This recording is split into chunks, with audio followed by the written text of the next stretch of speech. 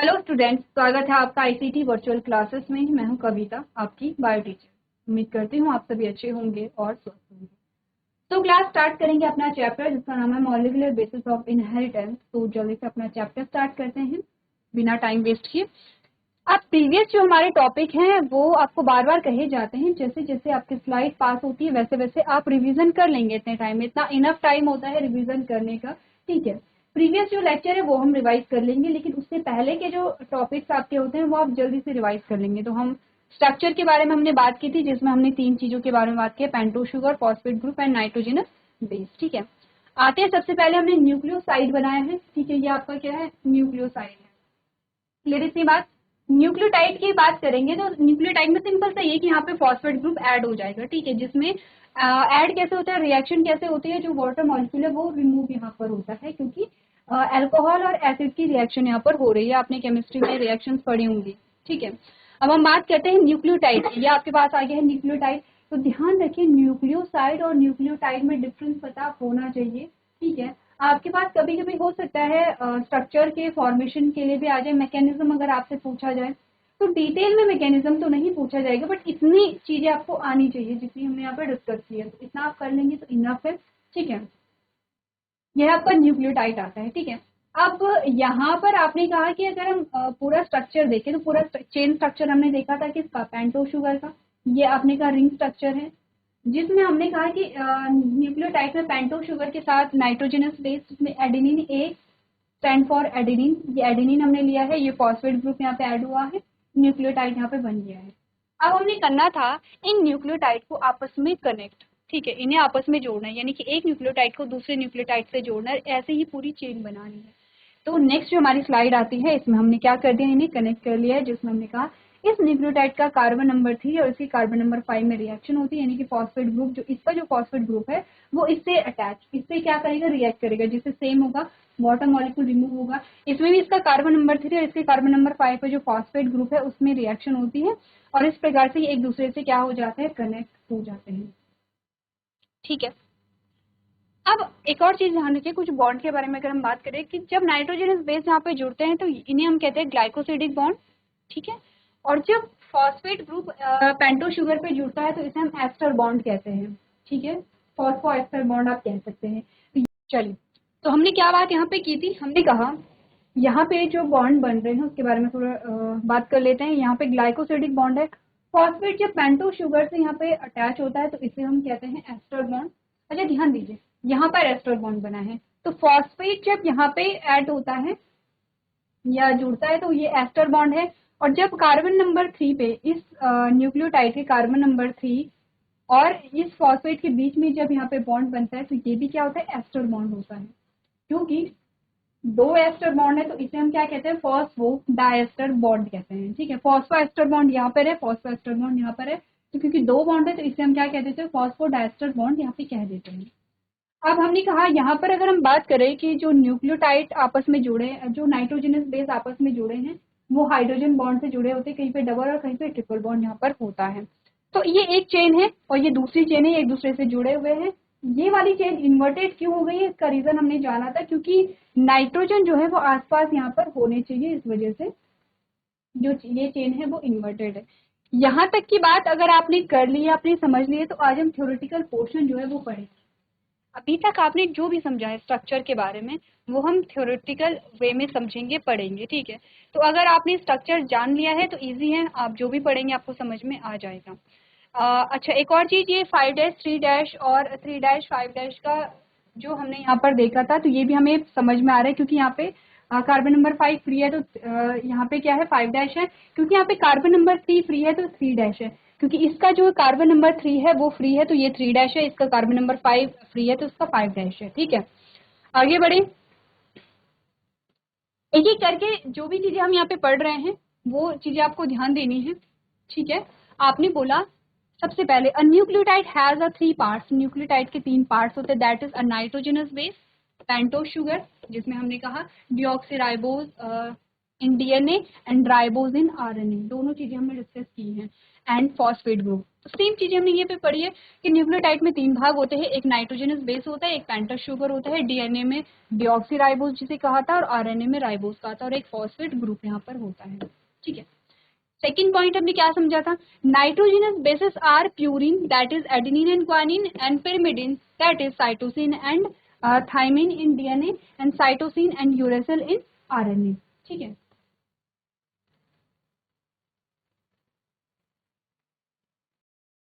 ठीक है, second line में हमने बोला नाइट्रोजनस बेस 2 प्रकार के होते हैं, पहला है प्यूरिन एंड दूसरा है यहाँ पे pyrimidine। ठीक है, और हमने बोला प्यूरिन जो है उसमें एडेनिन एंड ग्वानिन 2 टाइप के होते हैं, pyrimidine जो है वो साइटोसिन यूरेसिल एंड थाइमिन होता है। तो अगर हम बात करें यहाँ पर pyrimidine में डीएनए के बारे में, तो डीएनए में जो हम pyrimidine पढ़ते हैं वो साइटोसिन एंड थाइमिन पढ़ते हैं, और अगर हम pyrimidine पढ़ते हैं यहाँ पे आरएनए में, तो आरएनए में हम पढ़ते हैं यहाँ पे साइटोसिन एंड यूरेसिल। ये चीजें आपको ध्यान रखनी है, क्लियर है। तो सेकंड लाइन हमें क्या बताती है, नाइट्रोजनस आधार, आधार का मतलब होता है बेस। आपने बहुत छोटी क्लासेस में हमारे पास एक चैप्टर आता था एसिड बेस एंड सॉल्ट, यानी कि अम्ल क्षार और लवण। ठीक है, तो आधार का मतलब होता है यहाँ पे क्षार, आधार नहीं होगा यहाँ पे क्षार होगा। ठीक है, इसने बेस कहाँ से लिया है, जो इसकी दूसरी जो मीनिंग होती है, तो ये ध्यान रखेंगे नाइट्रोजनस बेस है, ये क्षार है, ये आपको ध्यान रखना है। ठीक है, कहीं पे भी आगे, इससे आगे अगर आपके पास नाइट्रोजनस आधार कहीं पे हिंदी में लिखा होता है तो उसे सही कर लेंगे। ठीक है, जहाँ पर मुझे दिखेगा मैं करेक्ट कर लूंगी, अगर मुझे नहीं दिखा तो आप ये ध्यान रखेंगे नाइट्रोजनस क्षार है यहाँ पे, आधार नहीं।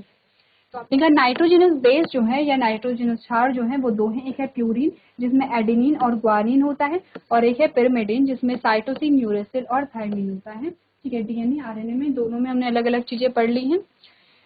थर्ड जो हमें स्टेटमेंट बताती है, cytosine is common for both DNA and RNA. ये हमने देखा है कि डीएनए में भी साइटोसिन है, आरएनए में भी साइटोसिन है। ठीक है, and thymine is present in DNA and uracil present in RNA at the place of thymine। तो ये चीज हम यहाँ पे जो डिस्कस किए यही लाइन हमें बता रखी है।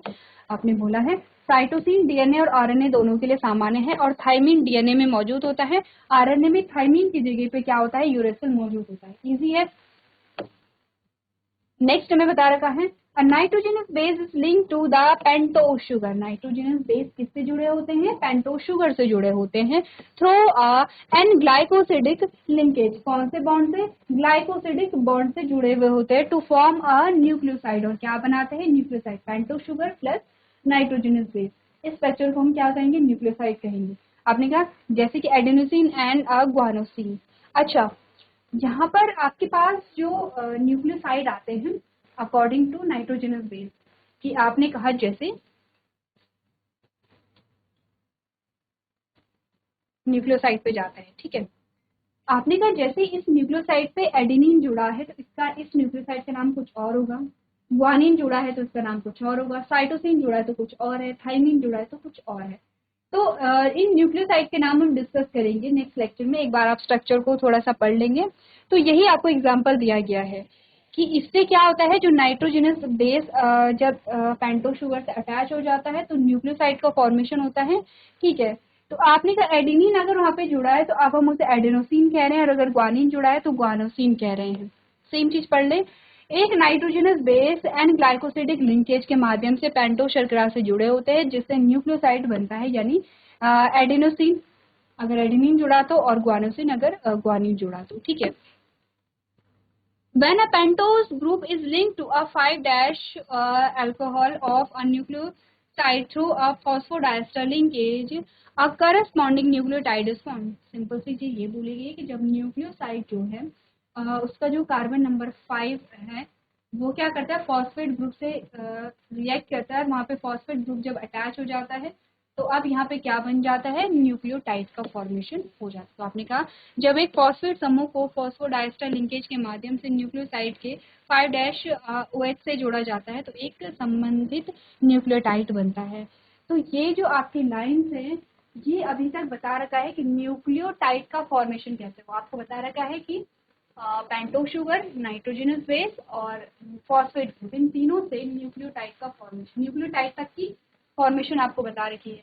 तो आपके हर एक पॉइंट को आपने एज इट इज नोट कर लेना है। बहुत अच्छे नोट्स आपको दिए गए हैं, शॉर्ट में आपको बहुत सटीक चीजें बताई गई हैं। आपको स्ट्रक्चर अगर अच्छे से समझा है, आपने बनाया है, प्रैक्टिस की है साथ साथ में, तो आपको हर एक पॉइंट बहुत अच्छे से समझ में आ रहा होगा। और आपको यह भी पता है कि ये जो पॉइंट्स आपके बहुत शॉर्ट में आपको पूरा जो टॉपिक है वो कवर कर रहे हैं। तो जल्दी से इन पॉइंट्स को आप लोग नोट डाउन कर लेंगे।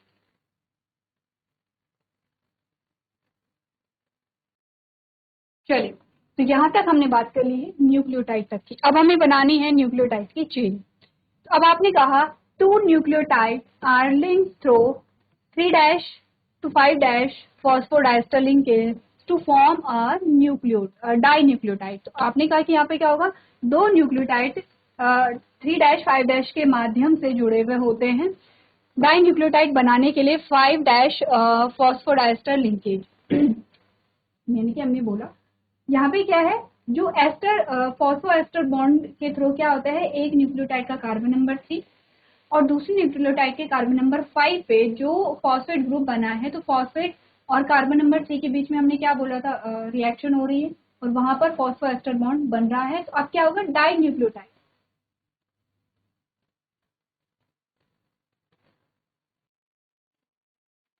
अब हमने बोला जब 2 न्यूक्लियोटाइड जुड़े हैं तो क्या होगा, यहाँ पे डाई न्यूक्लियोटाइड होगा।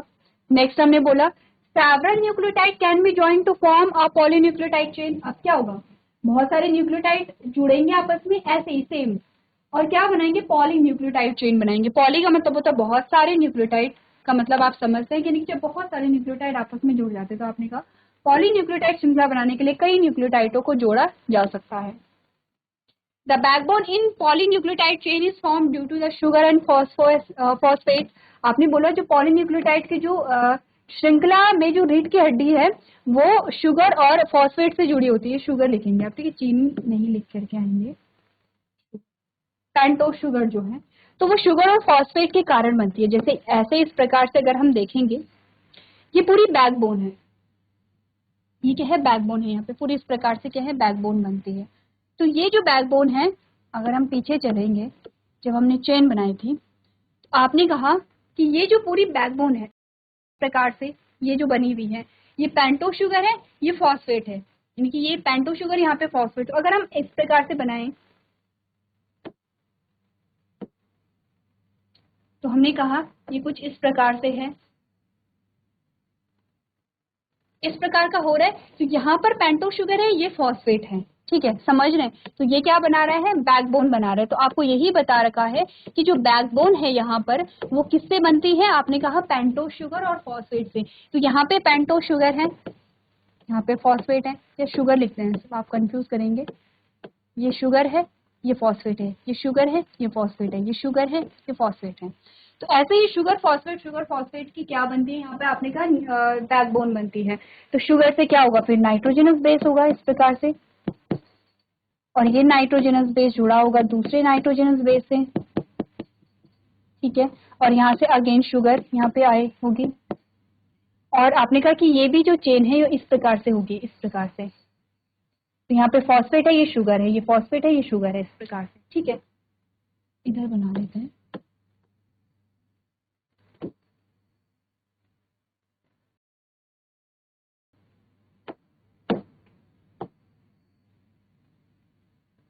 ये sugar phosphate sugar phosphate sugar and phosphate, ये शुगर से है नाइट्रोजनस बेस, और ये नाइट्रोजनस बेस आपस में जुड़े हुए हैं। अगेन ये शुगर से ये दूसरी चेन आ गई है, ठीक है। अब दूसरी चेन में हमने कहा ये शुगर है, यहाँ पे यहाँ फॉस्फेट होगा, फिर शुगर है, फिर फॉस्फेट है, फिर शुगर है। तो ये क्या है, ये फॉस्फेट है इस प्रकार से, और ये फॉस्फेट। तो यहाँ पर आप क्या देख रहे हैं, ये बैकबोन है, और बैकबोन जो बनी है वो फॉस्फेट शुगर की बनी हुई है। इतनी चीजें आपको ध्यान होनी चाहिए।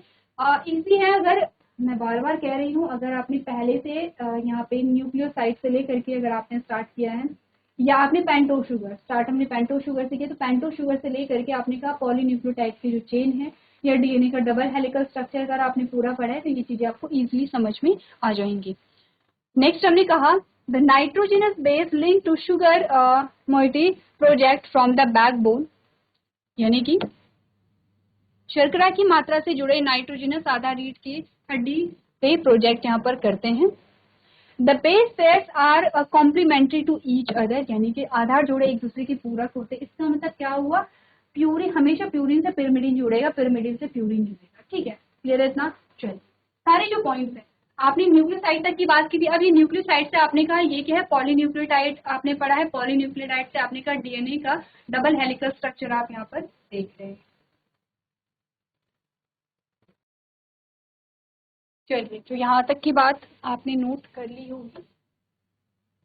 अब पैकेजिंग डीएनए हेलिक्स, तो डीएनए की पैकेजिंग आती है, उससे पहले हमारे पास कुछ और टॉपिक्स आते हैं, जैसे थोड़ा सा बात यहाँ पर पैकेजिंग से पहले कुछ और टॉपिक हम डिस्कस करेंगे, जैसे कि टाइप्स ऑफ न्यूक्लियोसाइड, न्यूक्लियोसाइड के अलग अलग प्रकार के बारे में डिस्कस कर लेंगे। और इसके साथ हम यहाँ पर थोड़ा सा देख लेंगे कि डीएनए की लेंथ कितनी होती है। आप देखेंगे कि डीएनए का जो डबल हेलिकल स्ट्रक्चर कुछ इस प्रकार का आता है। यहाँ पर हम देखेंगे कितने नाइट्रोजनस बेस आते हैं, कितने पेयर्स है, कितने यहाँ पर आपके कुछ न्यूमेरिकल भी बनते हैं, छोटे से न्यूमेरिकल्स आपके आते हैं, तो थोड़ा इसकी प्रैक्टिस हम यहाँ पर कर लेंगे। अभी तक की जो चीजें हैं वो आप लोग घर से डिस्कस करके और रिवाइज करके लिख लेते हैं। तो आज के सेशन में हम इतना ही करेंगे। अभी तक क्लास में बने रहने के लिए